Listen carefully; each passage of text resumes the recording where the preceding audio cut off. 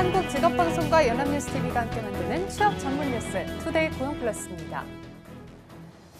비정규직 문제는 문재인 대통령이 공공부문 비정규직 제로화 논의를 시작하면서 이슈가 됐는데요.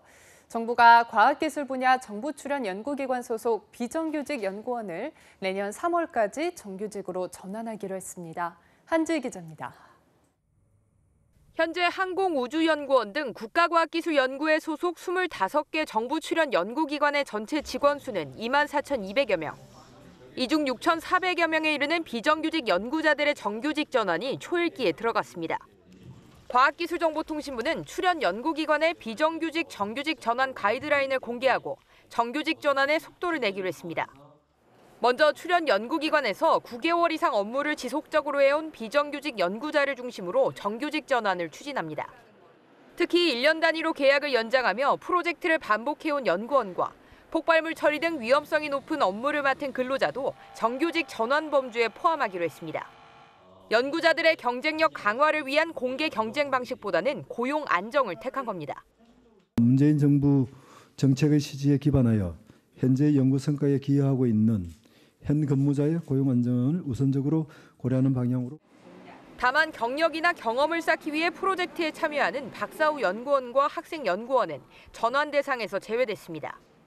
정규직 전환에 따라 늘어나는 재원은 해당 출연 연구기관이 부담하고 정부의 예산 지원 여부는 결정되지 않았습니다. 정부가 발표한 가이드라인에 따라 정부 출연 연구기관은 오는 12월까지 정규직 전환 계획을 확정할 방침입니다. 연합뉴스TV 한지희입니다. 교육당국과 학교 비정규직 노동자의 임금 협상이 총파업 하루 전에 가까스로 타결되며 대규모 급식 중단 사태는 피하게 됐습니다. 그러나 뒤늦은 합의로 일선 학교들은 큰 혼란을 겪었습니다. 이재동 기자입니다. 전국 학교 비정규직 연대 회의와 교육당국은 지난 8월부터 집단 교섭을 벌여왔지만 견해차는 좀처럼 좁혀지지 않았습니다. 서로 함께 교섭을 잘해보자고 했던 교육부 교육청이 파행으로 결국은 몰고 왔습니다. 서툰 면도 있고 또 서로 소통이 덜 되는 면도 있고 그런 면들을 서로들 좀 이해하시고. 총파업을 하루 앞두고 양측은 임금 협약 체결에 극적으로 합의했습니다. 교육당국이 이들의 군속수당을 지금보다 10,000원 오른 30,000원으로 올리는 안을 받아들였고 비정규직 측도 통상임금 산정 시간을 월 243시간에서 209시간으로 줄이는 데 동의했습니다. 조정된 산정 시간은 내년부터 적용하고 임금이 최저임금에 못 미칠 경우엔 보조수당을 지원하기로 했습니다. 하지만 급식 인력의 파업에 대비해 빵이나 우유 등을 준비했던 일선 학교는 강한 불만을 토로했습니다. 이제 와서 파업 유보한다고 하면 정상적인 급식이 어떻게 나가요? 못 나가죠. 발표한 게 취소가 안 돼요. 정상적인 급식 못 합니다. 파업을 안 하니까 이분들 나오면 인건비 2배로 내야 돼요. 그거 누군가가 책임을 져야 돼요. 협상은 타결됐지만 아이들의 밥을 볼모로 삼았다는 현장의 불만은 가라앉지 않고 있습니다. 연합뉴스TV 이재동입니다. 올해 상반기 특별 광역시를 제외한 시 지역에서 제주 서귀포시 고용률이 가장 높은 것으로 나타났습니다.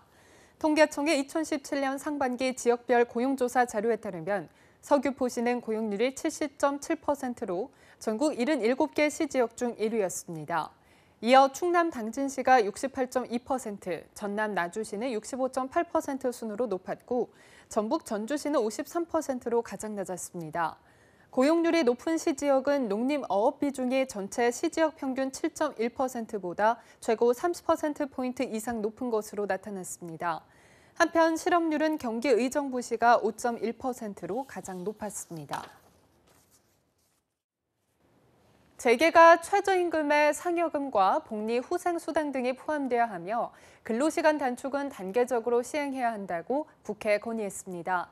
대한상공회의소는 홍영표 국회 환경노동위원회 위원장을 초청한 대한상의 고용노동위원회 회의에서 이 같은 입장을 전달했다고 밝혔습니다. 홍 위원장은 이 자리에서 최저임금과 근로시간 단축, 통상임금 등 노동 현안에 대해 고용노동정책은 이해관계가 대립해 갈등 해결에 지혜를 모아야 할 때라고 강조했습니다. 이에 대해 정구용 대한상의 고용노동위원장은 국회가 현실을 고려한 대안을 마련해달라고 말했습니다. 고용노동부가 불법 파견 고용과 관련해서 제빵기사 등 5,300여 명을 직접 고용하라고 파리바게뜨 본사에 내린 시정명령 기한이 한 차례 연장될 전망입니다.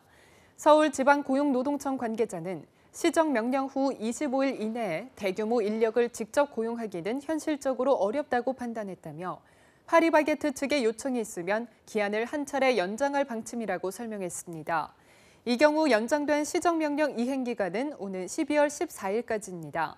아울러 서울청은 파리바게뜨 본사가 법적 요건에 맞고 근로자 이익에 부합한 제안을 해온다면 해결책을 모색하겠다는 입장입니다.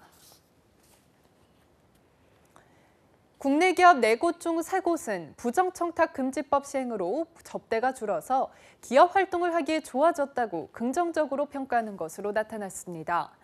대한상공회의소가 국내 기업 300개를 대상으로 조사한 결과 전체 74.4%가 법 시행 후 기업을 경영하기 좋아졌다고 답했습니다.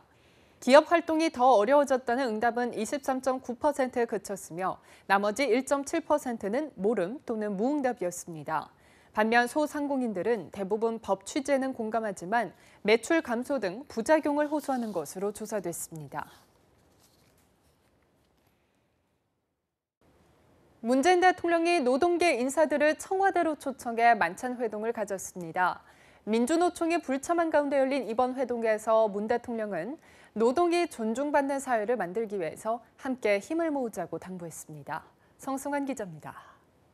노사정의 한 축인 재계에 이어 이번엔 노동계 초청 만찬이었습니다.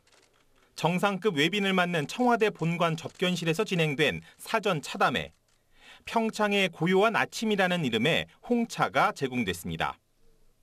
평창 동계올림픽 때 외국 손님들, VIP들 이런 분들 오면 선물용으로 지금 이제 준비를 하는 건데 오늘 우리가 처음 마셔보는 거예요. 영광입니다. 저도 처음이고.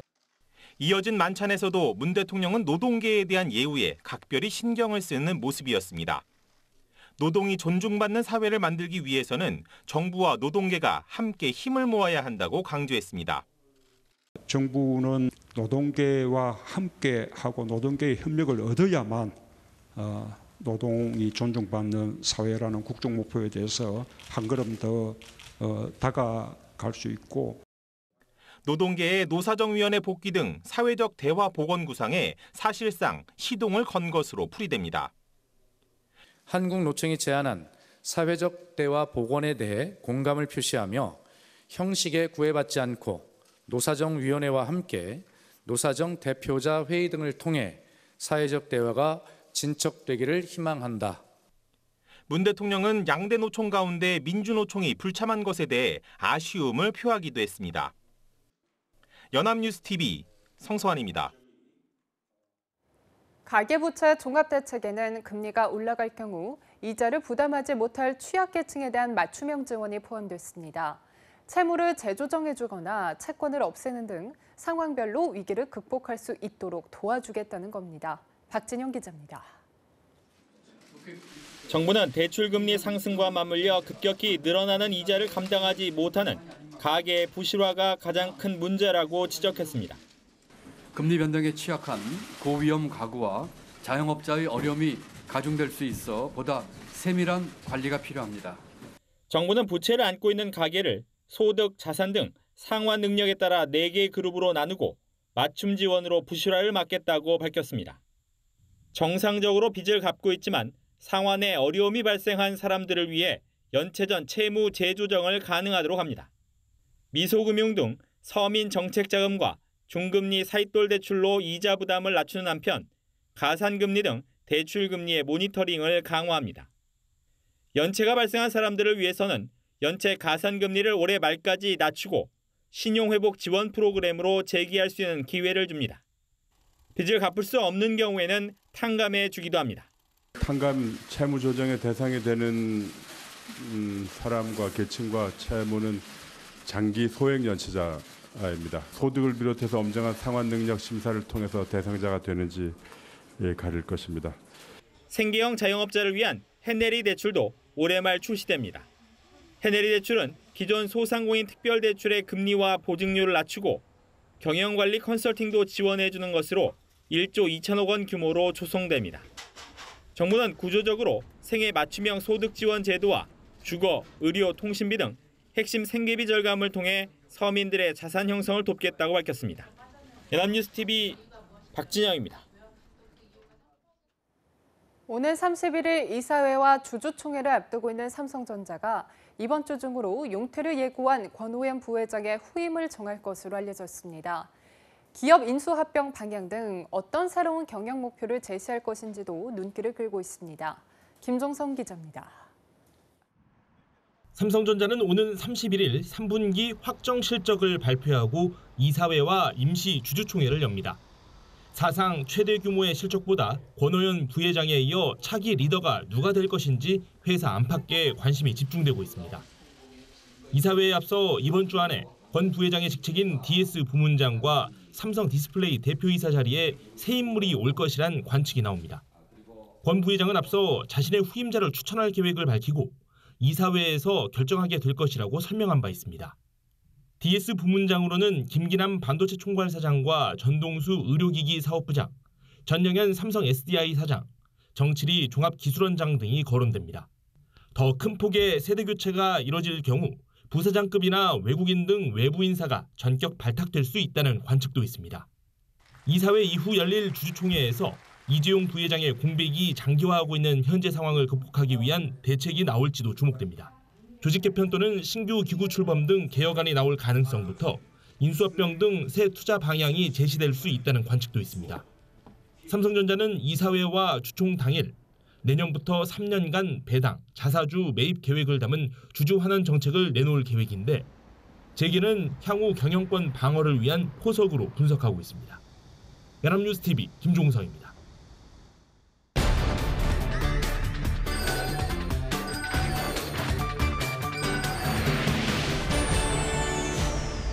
네, 사회적으로 핫한 이슈를 키워드로 알아보는 핫키워드 시간입니다. 오늘은 김하연 캐스터와 함께합니다. 안녕하세요. 안녕하세요. 핫키워드 시간입니다. 이번 주는 은퇴와 관련한 많은 분들의 관심에 힘입어서 은퇴와 노후 준비와 관련한 특집으로 핫키워드 주제를 잡고 있습니다. 오늘은 행복한 노후 준비를 위한 노하우에 대해서 알아보려고 하는데요. 석지연 아나운서는 행복수명이란 단어를 들어보신 적 있으신가요? 글쎄요. 구체적으로 어떤 뜻인가요?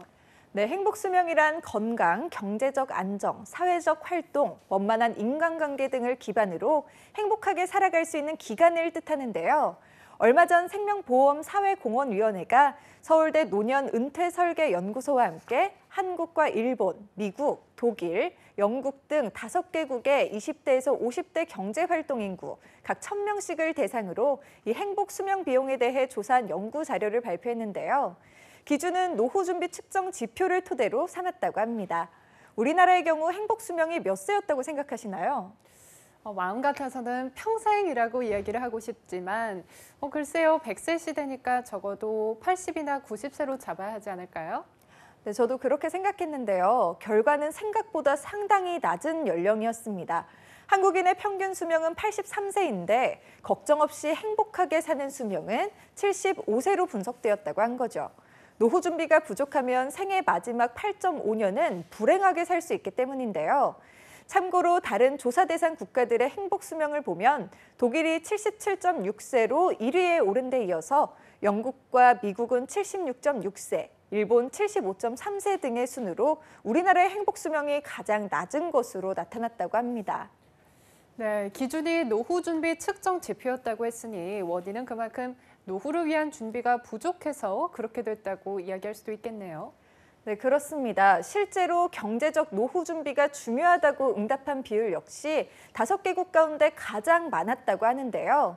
또한 우리나라의 은퇴 자산의 특성은 5개국 중에서 부동산 자산이 1위로 부동산 자산 규모가 가장 많은 반면에 노후 대비 금융자산과 연금 수령액은 모두 5위로 실질적으로 손에 쥘 수 있는 자산은 상당히 부족한 편으로 나왔다고 합니다.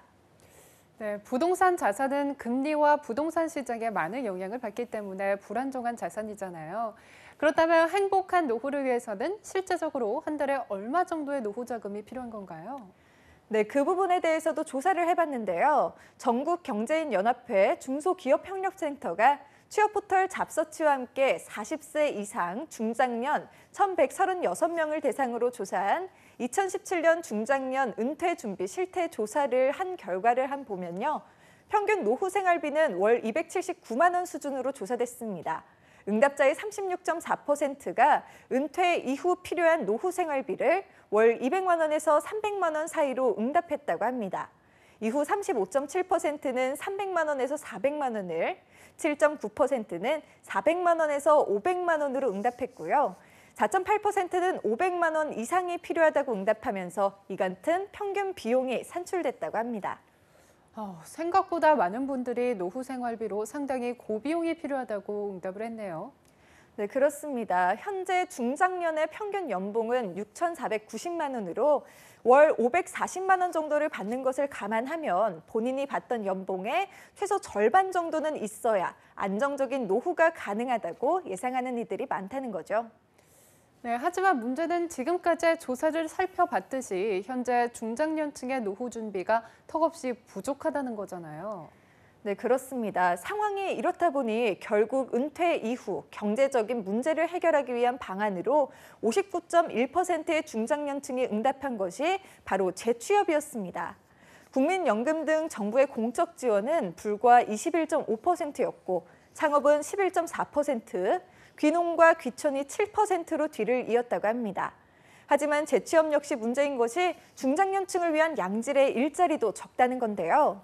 설문에 참여한 중장년층 중 절반이 현재 구직 활동을 하고 있다고 응답했지만 이 중 43.5%는 퇴직 후 1년 이상 구직 활동을 하는 등 장기 실업 상태를 겪고 있다고 답해서 이상적인 노후와 현실적인 노후에는 큰 괴리가 있는 것으로 나타났습니다.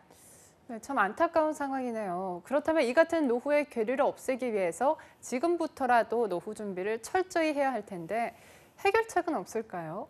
네, 그래서 그 부분에 있어서도 조사를 조금 해봤습니다.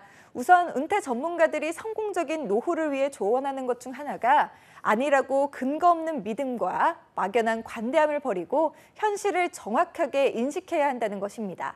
가장 좋은 노후 준비는 젊어서부터 시작하는 것이지만 만약 그렇게 못했다면 지금부터라도 자신의 자산 상황을 정확하게 인지하고 그에 맞춰 노후 준비를 해야 한다는 것이죠. 특히 전문가들이 가장 중요하게 지적하는 것이 자녀들에게 무리하게 투자하지 말라는 것이었습니다. 네, 교육열이 심한 최근에 비슷한 지적이 나오고는 있지만 구체적으로 어떻게 하면 좋을지 모르는 분들이 많잖아요. 구체적인 방법이 있을까요? 네, 바로 한 아이당 소득의 10% 이상을 쓰는 건 가계에 무리가 온다는 겁니다. 만약 필요하다면 아이 교육 비용도 5년 전에 먼저 마련해서 계획성 있게 교육 비용을 준비하라는 것이죠. 중학교 학원비는 초등학교 때부터 준비해야 향후에도 큰 무리가 없을 거라는 지적입니다. 전문가들이 이같이 주장하는 이유는 자녀 비용이 우리나라 부모들의 가장 큰 지출이자 노후를 망치는 뇌관이기 때문이라는 건데요. 특히 자녀 결혼 비용에 대해서도 무리하게 도움을 주지 않아야 나중에 자녀들에게도 자신의 노후에 대한 부담을 주지 않을 수 있다는 것이죠. 네, 공감이 가는 말이네요. 요즘에는 하우스푸어뿐만이 아니라 무리한 교육비 지출로 인해서 에듀푸어라는 말까지 생기고 있는 상황이잖아요. 그렇다면 현재 자녀에 대한 비용을 줄이면 나머지 소득을 어떻게 활용하는 것이 좋을까요? 네, 이에 대해서 NH투자증권 100세 시대 연구소는 이를 위한 하나의 자산관리법으로 5533의 법칙을 제시했는데요. 쉽게 말하면 전체 자산의 50%를 금융자산으로, 또 이 금융자산의 50%를 투자자산으로, 그리고 나머지의 30%는 해외자산으로, 그리고 마지막 전체 자산의 30%를 연금자산으로 구성하라는 뜻입니다. 조금 어렵게 들리지만 쉽게 풀이해서 말씀드리자면요. 리스크가 큰 부동산 자산 비율을 낮추고 전체 자산의 50%를 금융자산으로 꾸리라는 말인데요. 참고로 이 같은 구성은 쌓인 자산이 가장 많을 50대에 준비하는 것이 좋다고 합니다. 네, 그런데 사실 부동산 자산이 큰 비중을 차지하는 이유는 노후에도 주거 터전이 있어야 하기 때문이잖아요. 조금 무리한 방법은 아닐까요? 사실 방법은 간단한데요. 평수를 줄이고 지역을 이동하면 된다는 겁니다. 이렇게 하는 이유는 유동자산이 있어야 분산 투자와 생활비가 제대로 꾸려지기 때문인데요. 차선책으로는 현재 정부에서 집을 담보로 연금을 제공하고 있는 주택연금도 하나의 방법이라고 할 수 있는 것이죠. 네, 그렇군요. 월 평균 200만 원 이상이 되는 노후에도 자녀의 교육비와 결혼 비용을 충당하기 위해서 자신의 노후를 포기하는 분들이 많은데 오늘 이야기를 꼭 새겨두셔야 할 것 같습니다. 내일도 알찬 내용으로 여러분 찾아뵙겠습니다. 지금까지 핫키워드 김하윤 캐스터와 함께했습니다. 고맙습니다. 고맙습니다. 투데이 고용 플러스 오늘 준비한 소식은 여기까지입니다. 함께해 주신 여러분 고맙습니다.